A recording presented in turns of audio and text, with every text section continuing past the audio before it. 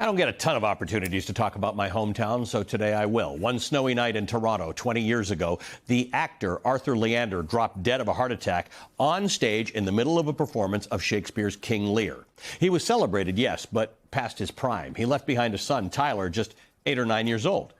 That night, much of the cast of King Lear, except for the child actor Kirsten Raymond, clinked glasses full of leftover alcohol in Arthur's honor. They had no idea that more tragedy, much more tragedy, was coming their way. Quote, of all of them there at the bar that night, the bartender was the one who survived the longest. He died 3 weeks later on the road out of the city. They call it the collapse or the Georgia flu, a pandemic so lethal that it killed most of the Earth's population in just weeks. Lives were lost, along with so much else. Quote, an incomplete list. No more diving into pools of chlorinated water lit green from below. No more ball games played under the floodlights. No more porch lights with moths fluttering on summer nights. No more trains running under the surface of cities on the dazzling power of the electric third rail.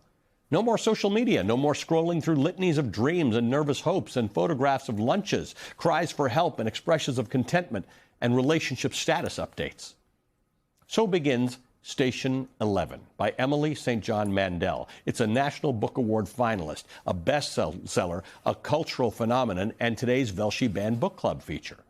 Masterfully, Station 11 is written utilizing flashbacks, shifting perspectives, and a nonlinear narrative that zigzags from before the collapse to the bleak post-apocalyptic world of today. In the post-collapse world, government has broken down, society has been destroyed, but civilization has begun to regroup in small groups, like tidal pools. The novel quietly contrasts people like Kirsten, who's survived the pandemic, and those born after the collapse with no first-hand experience or attachments to any time before it. This world is unstable, with loss as a constant. The novel's antagonist, a dogmatic cult leader who uses religion as an excuse for brutality, is emblematic of the worst parts of this young world. Do not mistake Station 11 for a survival story, though. At its core, Station 11 is hopeful. It argues for the importance of art, literature, theater. It argues that humanity is something that must be nourished and tended to. Quote, what was lost in the collapse? Almost everything, almost everyone. But there is still such beauty. Twilight in the altered world, a performance of A Midsummer Night's Dream in a parking lot in the mysteriously named town of St. Deborah by the water, Lake Michigan shining a half-mile away, end quote. The novel has something of a motto borrowed from a 1999 episode of Star Trek Voyager, tattooed on Kirsten's arm and painted on the side of a remaining actor's troop caravan. Survival is insufficient. I'll be honest, we debated putting a pause on the Velshi Band Book Club this week. There is so much news, so much dire news. Minneapolis, an escalated and deadly ICE force, protests in Iran. There's a lot. Sometimes I wonder if the literature we cover and the conversations we have with authors on the Velshi Band Book Club are too hard a turn or too soft a landing for this show. It isn't. We are not just fighting for freedom or for a government that is for the people or for fair elections. We're fighting for our soul. Here in America, right now, survival is insufficient. We need art.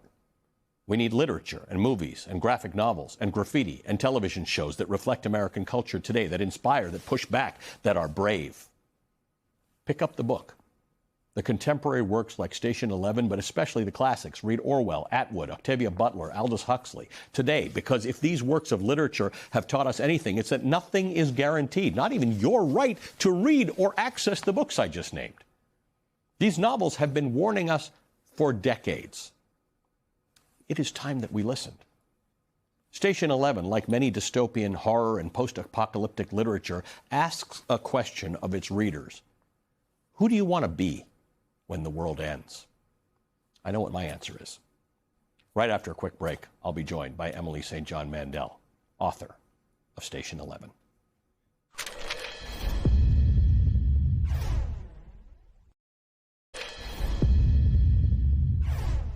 Gratefully, today's meeting of the Velshi Band Book Club is officially in session. I'm joined by the award-winning and best-selling author Emily St. John Mandel. Emily is a cultural phenomenon, one of those authors who is at the top of the recommended and best of reading lists all over. She's the author of numerous novels, with her 7th, Exit Party, set to debut in September. I've got an advance copy of it right now. Today we are examining the National Book Award finalist, Station 11.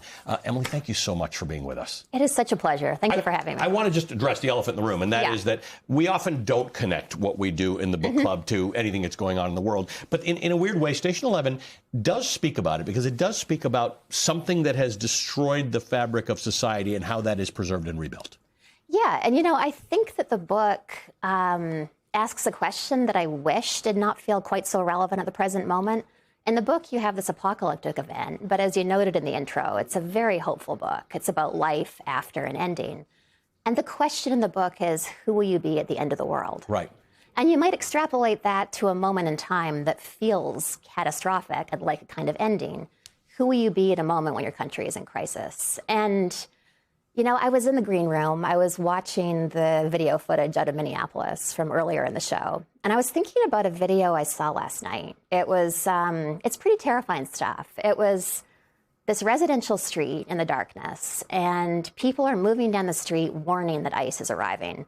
So they're shouting, they're coming, get indoors, lock your doors, go inside, they're coming. A man yells, they're here. And that's the end of the video. And I remember looking at that and thinking, well, okay, this is a horrifying moment, but this is community. These are people looking out for each other. And that's incredibly moving. It's incredibly important. And it's the community. It's people looking out for each other that threatens fascism. So, I felt... So this is an interesting takeaway, because having been through a pandemic and your book being about a pandemic, it's one of those great ways of understanding that it's not about those people in Minneapolis to which something bad is happening, or in 1963 in Birmingham, those people who were having dogs and hoses opened on them. It's the recognition that it is all of us. Whether or not the dogs and the hoses are on me or the tear gas is on me. The pandemic was a better example of the fact that it's all of us all the time. If it happens, it affects all of us. And I think that's an interesting lens to look at where we are. I think so, because it never stops after Minneapolis. Right. Figuratively speaking. There's another city after Minneapolis, there's another city after that. And community becomes so important in these times. So, yeah, I do think there's a relevance there.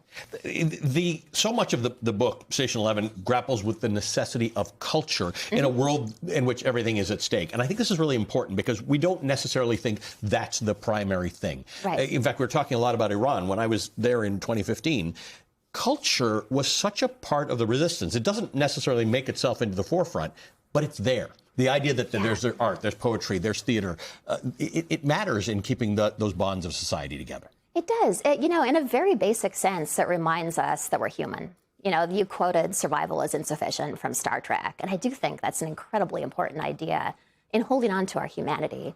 I think that what literature in general, and perhaps dystopian fiction in particular, can do is not just serve as a warning in the sense of, say, 1984 or The Handmaid's Tale, although having that framework for understanding what we're seeing is incredibly valuable.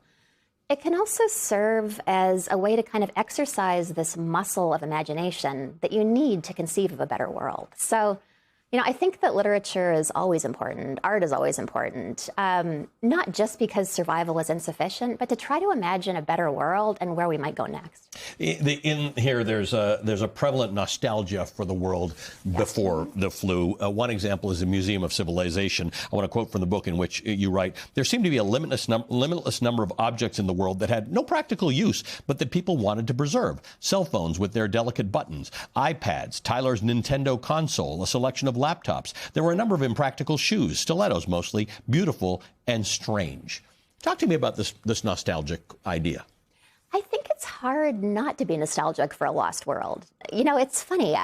Something that I remember talking about a lot with friends during the pandemic is we found ourselves looking back to what we thought of as the kind of lost paradise of 2019, which that was not actually an easy year. Right. That was an appalling administration.